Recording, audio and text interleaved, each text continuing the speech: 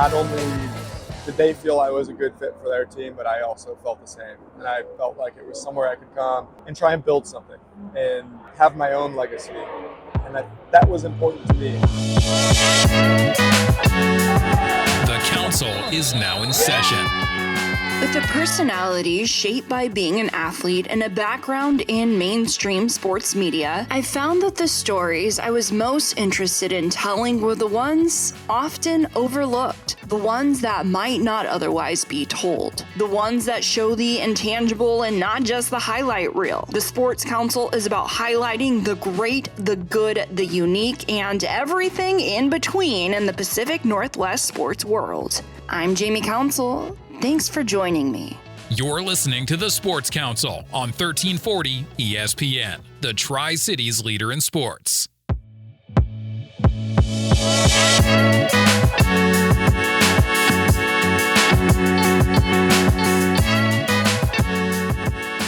White flag with 1 to go, and he is opening water still on Andrew Tate. He's got more than a rooster tail.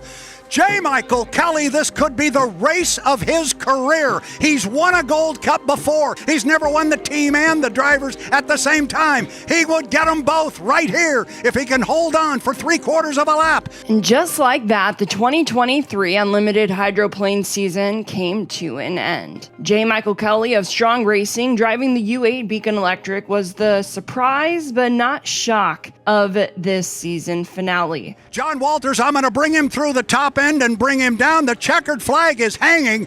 J. Michael Kelly, this could be the biggest day of his career. He is off the turn. He can see the finish line. He picks up the front end, flies it a little bit. This is all his if he can finish it. Checkered flag, your Gold Cup winner, J. Michael Kelly in the Beacon Electric.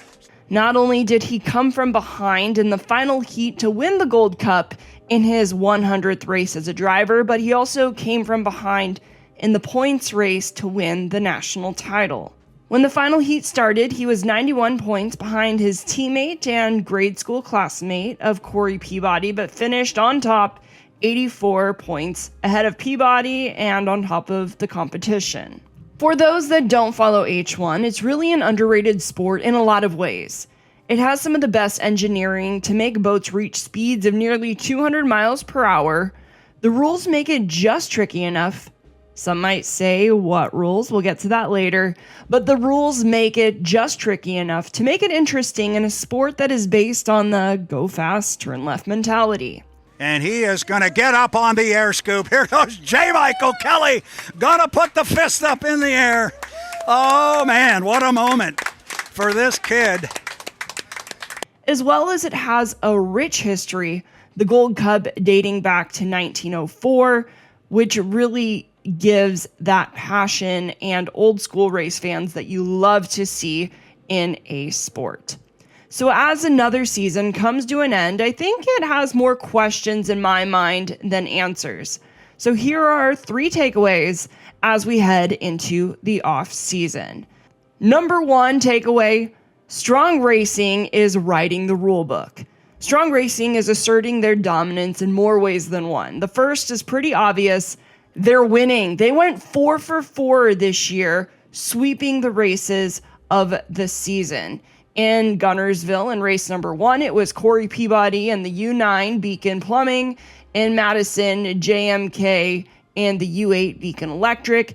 And the flip-flop continued. The Columbia Cup belonging to Peabody and Beacon Plumbing. There he comes to take the checkered flag. And it is out for Corey Peabody, and a perfect weekend for the 9 Beacon Plumbing. And of course, in Seattle, J. Michael Kelly in Beacon Electric, taking home the Gold Cup. Sprouting into the racing world during the pandemic, Strong Racing now holds 2 Gold Cups.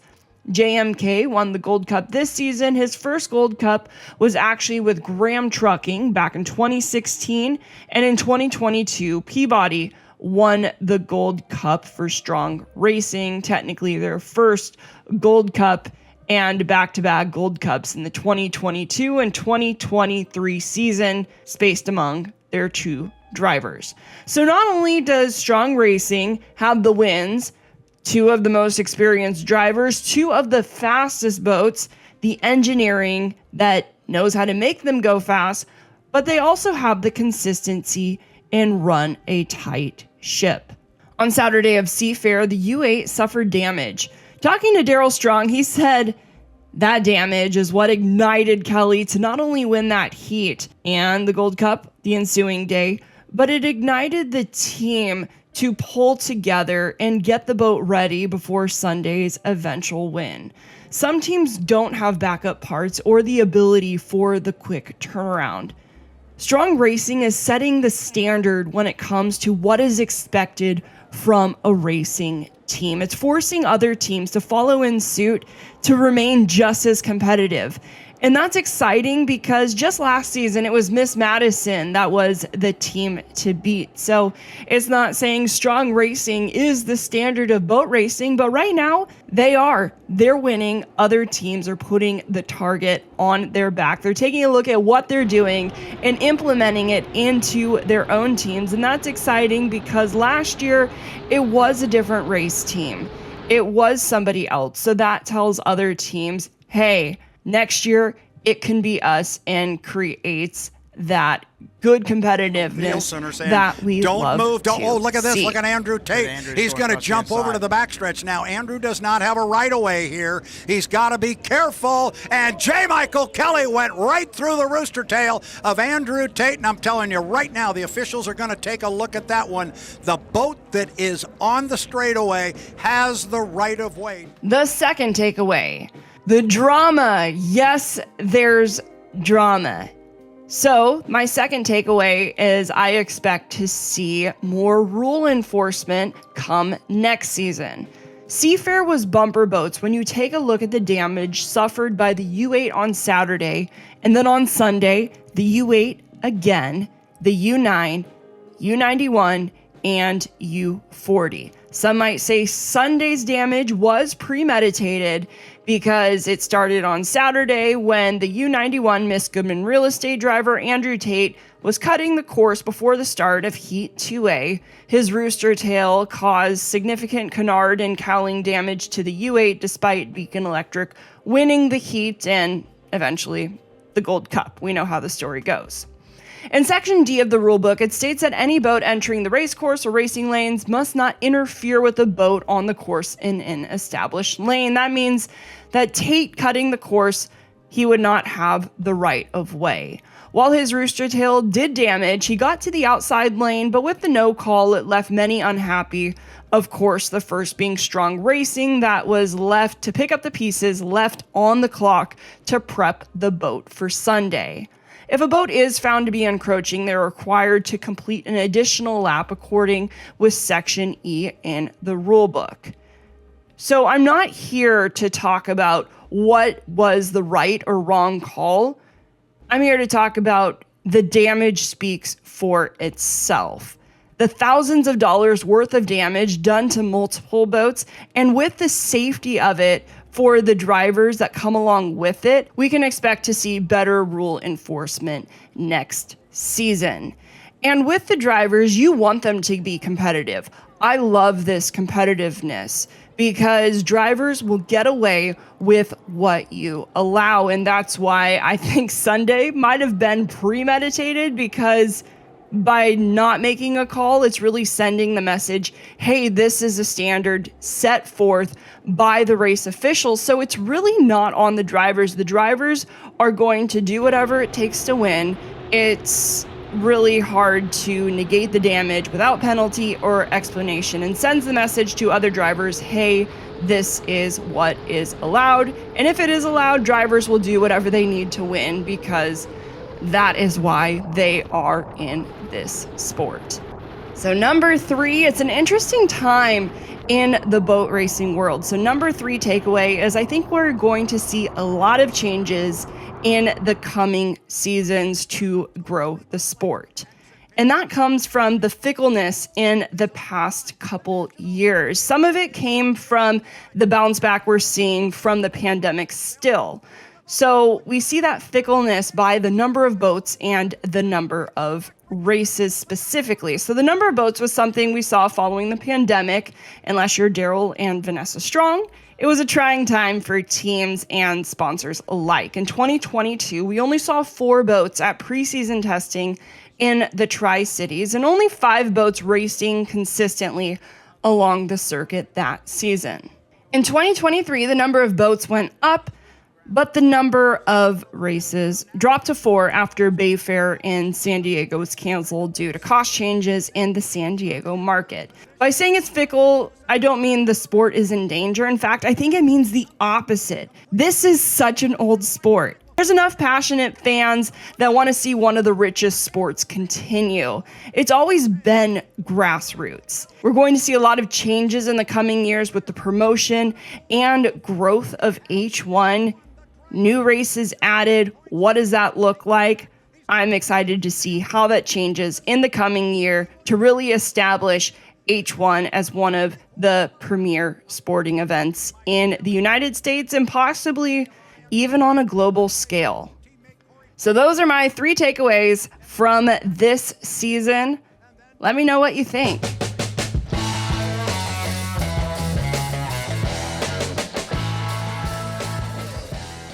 As we just mentioned, Strong Racing, along with drivers J. Michael Kelly and Corey Peabody, have really found their stride in the racing world, while we're seeing other faces, some familiar and some rookies, looking to do the same. I caught up with Andrew Tate when he was in the Tri-Cities, as he was with a new team this year, Miss Madison Racing, driving the U91 Miss Goodman Real Estate.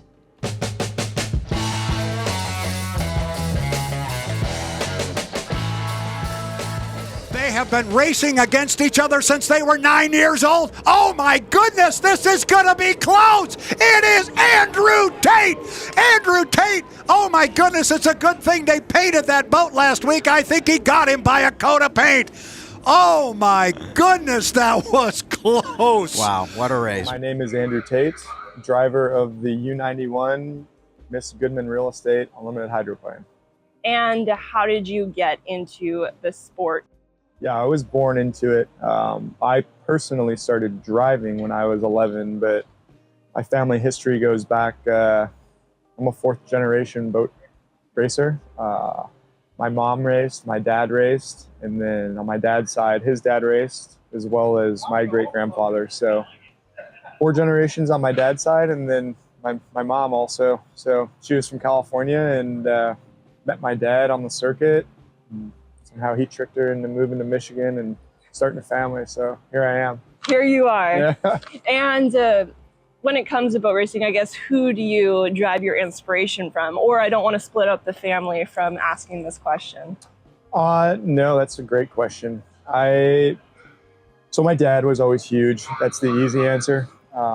Outside of my father, there's, I would say, more people in some of the smaller categories, particularly stock outboard, where I started when I was 11, because that's kind of when I got more into the driving aspect of things, not necessarily just the kind of carnival aspect of it with the people and the event and everything going on. But there was more than a handful of people at the smaller, more backyard level stock outboard that really influenced me from an early age. I could name a whole bunch of them, but there's definitely people I looked up to as far as racers and even more importantly, people at a young age. Yeah, they know who they are. Exactly. And when you first started driving H1, 2016 Rookie of the Year, and you and your dad both have a Gold Cup, that's a pretty special bond. Yeah, it's super special, especially because we both won it in Detroit, kind of where we're from. So the only father-son tandem with their names on the Gold Cup as of right now. So it's, for anyone to win that trophy, it's extremely special for not only them, but their entire family and friends, everyone who helped them get to that point. sliding out. Now Shane slides out a little more. He lost a little bit of ground. It's going to be a drag race off of that exit buoy, that big orange buoy. They're coming down the front straightaway. Andrew Tate, can Jimmy Shane catch him? He doesn't have much more to go, much more room either, and much more time, and it is Andrew Tate. I drove for Mike and Lori Jones for the first part of my career. We had a lot of success. They made the decision as a family, because it was a family-owned deal, to sell the boat and the equipment to a strong family, and they've continued on with that success. They've won some races in the Gold Cup after that. So I spent a year on the beach, going back and racing some of the smaller classes, Grand Prix boats, limited inboards, and then stock outboard, which I mentioned earlier. But came back in 2021 for a kind of a partial season with the U12 Graham Trucking team, and then that all kind of dissolved, I guess, right before the start of last season. But in the meantime, I found myself kind of being welcomed, I guess, into the Miss Madison racing team. And, you know, we had a rocky start to this year. We crashed the boat in the first final. So it's been a lot of trials and tribulations, I guess, to be cliche. But, you know, I hope, I feel at least to this point, that I might have found a home here with Miss Madison, and that we can continue to build something here on the team's strong legacy. And not only did they feel I was a good fit for their team, but I also felt the same. And I felt like it was somewhere I could come and try and build something and have my own legacy. And that was important to me. The fact that they've been such a stable, successful presence in the sport over the past couple decades was a foundation that I felt I could kind of build something from and kind of carve out my own path in the sport. At the exit pin out of the front stretch, your race leader, Andrew Tate, looking on the outside though. Here comes a hard-charging Dylan Runny. He's flying the home street, but he's not gonna catch Andrew Tate. Wow. What does that look like from a relationship? Because the boat racing world is just a big family. Families are going to fight as well, so not saying that it's all, you know, sunshine and rainbows. But with that being said, it is a small community. So when it comes to relationships between drivers, between teams, what does that look like? Great question. I think, you know, we go back to elementary school, but treat others as you want to be treated, right? Like, do the right thing, be trustworthy, have integrity. Everywhere that I've left or have left me, in my opinion, you might hear different from other people, but I think those relationships are still strong. With that being said, what are your goals for being a driver? You have a great start and then, you know, a couple of trials and tribulations, but now it seems like things are evening out. Where do you want to grow from here? Everyone wants to win, so I guess that's the easy answer.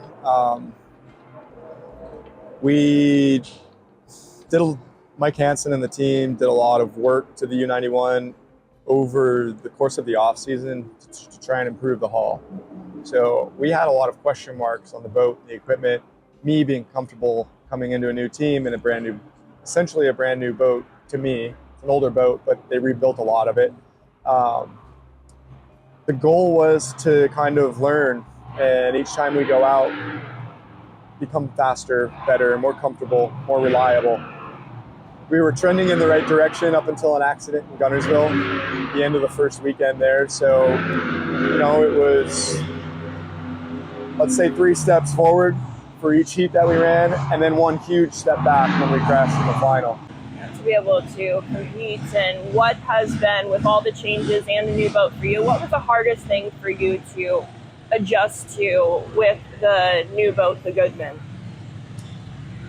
They're all a little bit different, a little nuanced, but in reality, it's fundamentally they're the same. So I think more or less, it's a tough question for me. But essentially the way the boat handles, a little nuance here, a little nuance there. It's just a matter of, you know, getting back into it. It doesn't help not having a consistent ride in the category for the last 2-3 years, coming and going, and each time you come and go, you have a different boat, different team. So I guess that's the biggest aspect of it all, just learning the inner workings of it all, and comfortability, I guess. With the H1 Unlimited boats this year, a lot of new drivers, just a lot of changes in general. It's good to see a lot of boats. It's hard to see drivers like Jimmy Shane go. What's it like for you that you've been around H1 for a few years when it comes? You're in a new boat, you're part of those changes, but it seems like it's completely different. I think you just called me old, which was okay, but I'll take it. No, some people started. You are experienced. You have people like Brent Hall that didn't even start until he was 36 years old. So what I mean is you started when you were young. Yeah, saved yourself there. I think it's great that there's new blood in the sport. I think Dylan and Bobby, the two people that I grew up racing with, I know what their capabilities are and their talent levels, being from the East Coast of the Midwest.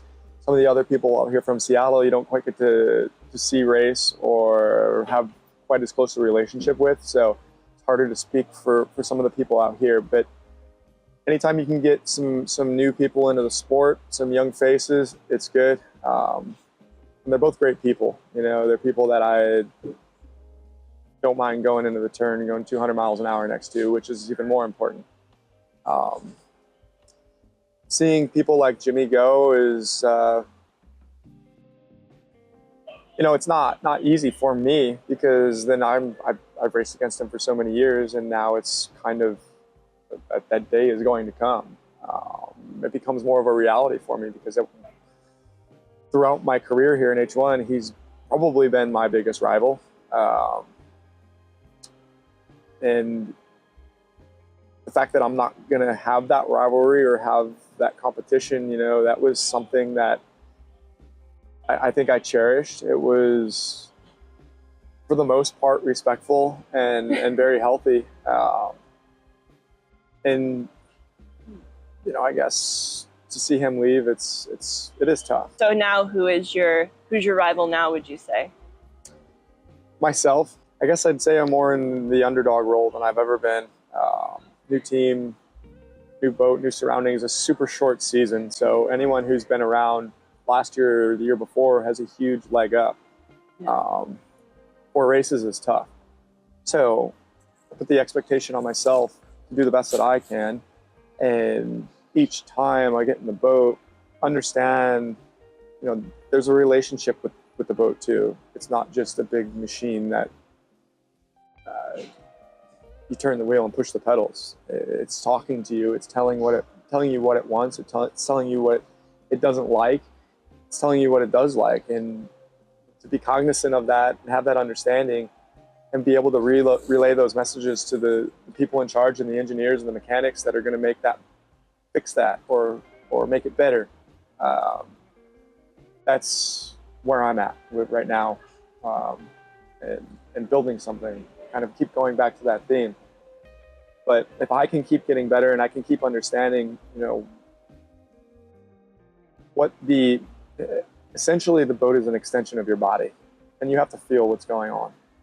As long as I can keep building that relationship and that understanding and communicating it to the people who are smarter than me and know what all that means and how to adjust things to make it go faster, then I think that's where I'm at right now. As long as I know I can continue to do that, then I'm okay with it. And the results will come. Who's in my way to get those results, I think, is to be determined. But there's a lot of fast boats here that are capable of winning. So yeah, focus on myself more than anything. I like that. And you can't just go replacing Jimmy Shane, with just anybody. Talk about how active you are in the other racing outside of H1. Well, probably too active if you ask the other people in my life. But it's probably the biggest part of my life. Some people might say to a fault. In fact, I know some people would say to a fault. It's maybe a girlfriend or two in the past, but it's, I mean, if you're gone 15 weekends of the year, the summer's not that long, and it's my drug. It's what I love. It's what keeps my mind right, I think. So the fact that I'm able to do that, I feel very privileged and blessed. But beyond H1 Unlimited, there's the Grand Prix class, which I'm sure you could probably hear in the background. Not sure how well we're going to edit that out, but the real loud ones, the 468, supercharged Chevys, big blocks. I mean,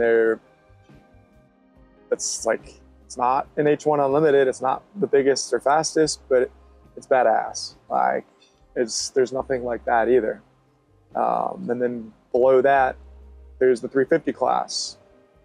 It's a small block Chevy, a little more tamed, a little more of a crate motor stock class. But the competition within that class is, it's not the craziest boat to drive, but the competition and the discrepancy from the fastest guy on the race course to the slowest guy on the race course is very, very narrow. That margin is super slim. So as a driver, it's literally everything counts. You could win or lose a race just fractions of inches with everything that you do, whether it's with the steering wheel, the pedals, the start, or just luck at sometimes. I mean, it's super awesome and super competitive. And as a boat racer, as a competitor, like, that's the coolest. Just knowing that when you went out there, you beat that guy kind of straight up. He didn't have 5 miles an hour on you, but you got to beat him. Even when you lose, sometimes it's satisfying, which just because you gave it your all and you had a great race. You go beyond that. I still race stock outboard with my father and my brother. Little kneel down plywood hydroplanes with 22 horsepower outboards on them. And again, it's just a totally kind of different dynamic. It's a little more backyard, grassroots type racing. People are awesome. The racing is awesome. It's a little more relaxed at times. At times it gets super intense, but again, that's kind of the category that I grew up in, and I don't see myself ever really getting too far away from that. You're 9 years old and you can start racing those boats. I started when I was 11. So this year, me to take it beyond, of course, I had to add something else. Me and my buddies got into the Formula One tunnel boats. And we've been to one race. We had some really good moments, some really bad moments. But we're learning. It's something completely new to all of us. We're going to go to a couple more races this year and see how it goes. But I mean, again, it's a completely different type of boat, completely different type of boat racing. You make right-hand turns, left-hand turns. I kind of just went full circle with it all. Maybe I rambled a little bit, but hopefully you can feel the passion and kind of where I'm at with it all. It's a big deal, and I don't know where I'd be in my life without it, really. Yeah, to answer the question, you're involved in a lot, and yeah. I remember this year at the H1 testing, you immediately had to go, and it was almost like something out of a movie, taking a helicopter into a race across the country. How do you balance it all? Some days not well, but there's a lot of great people and a lot of commitments that I've made to those people that I'd like to keep and see things through. So whatever I can do to be a part of it, I think I'm extremely privileged to have some of the opportunities that I have. I'm driving with a great boat here with the Goodman Real Estate Unlimited team. I have a great boat, and I've had a lot of success with the Grand Prix class the last couple of years. With the Steeler guys, it's called the Hydrofish now, and then in the 350 class as well with the Pennzoil guys. I mean, it's just, some days you don't balance it. Some days are better than others. Some days you ask yourself why you do it, but then there's one moment every weekend or one moment every other weekend or one moment every summer that keeps you coming back wanting more.